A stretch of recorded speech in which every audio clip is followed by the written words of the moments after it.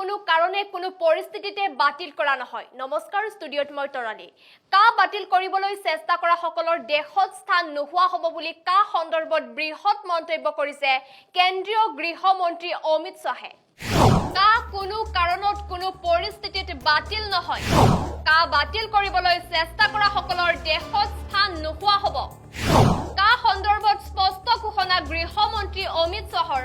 বিৰোধী ৰাজনৈতিক দলসমূহে কেৱল মিথ্যাচাৰৰ ৰাজনীতি কৰিছে, তেওঁলোকৰ মুখা খোল খাইছে, তেওঁলোকক আৰু কোনেও বিশ্বাস নকৰে। পাকিস্তান, আফগানিস্তান, বাংলাদেশৰ পৰা অহা শৰণাৰ্থীয়ে নাগৰিকত্ব পাব।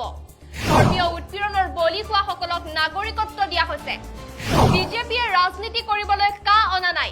নিৰ্বাচনক কেন্দ্ৰ কৰি কা বলবৎ কৰাৰ অভিযোগ কৰিছে বিৰোধীয়ে, কিন্তু 2019 চনৰ নিৰ্বাচনী ইস্তাহাৰতে কা বলবৎৰ কথা কোৱা হৈছিল।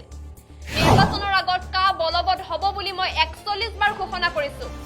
কোভিড আৰু ৰাজনৈতিক কিছু সমস্যাৰ বাবেহে পলম হ'ল। সংবিধান উলংঘা কৰি কাৰ জৰিয়তে নাগৰিকত্ব দিয়া হোৱা নাই। সংখ্যালঘু মুছলমানে কাক লৈ ভয় খাব নালাগে। কায়ে কোনো ভাৰতীয় নাগৰিকৰ নাগৰিকত্ব নোহোৱা নকৰে।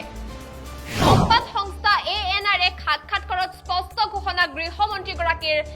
কা কোনো কাৰণত কোনো পৰিস্থিতিত বাতিল নহয় বুলি মন্তব্য কৰিছে কেন্দ্ৰীয় গৃহমন্ত্ৰী অমিত শাহে। सीए के कानून को भारतीय जनता पार्टी की सरकार लाई है, नरेंद्र मोदी सरकार लाई है। इसको रिपील करना असंभव है।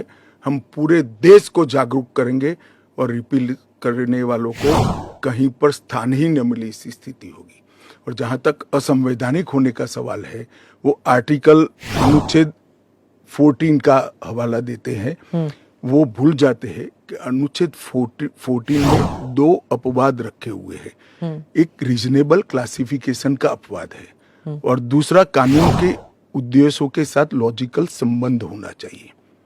तो वो आर्टिकल 14 का वायोलेशन नहीं करता है।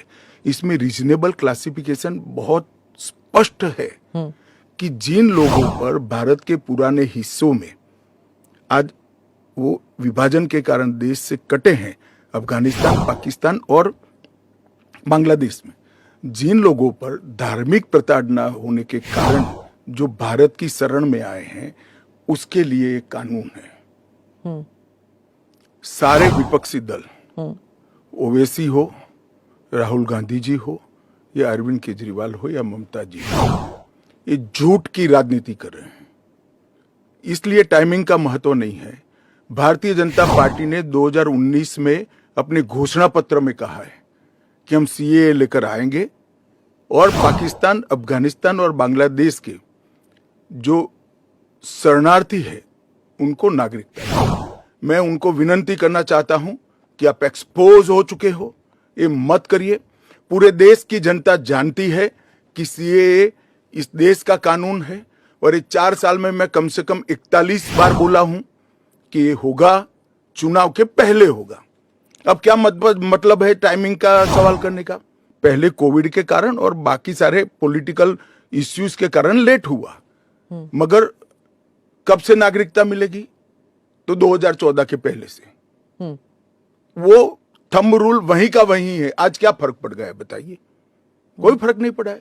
विपक्ष को और कोई काम नहीं। उन्होंने तो सर्जिकल स्ट्राइक और एयर स्ट्राइक को भी बताया कि आपका पॉलिटिकल फायदा है, तो क्या हम टेररिज्म पर कदम न उठाए? इन्होंने 370 को भी बताया कि ये आपके पॉलिटिकल फायदे के लिए कर रहे हैं। हम 1950 से कह रहे हैं कि हम 370 को हटाएंगे।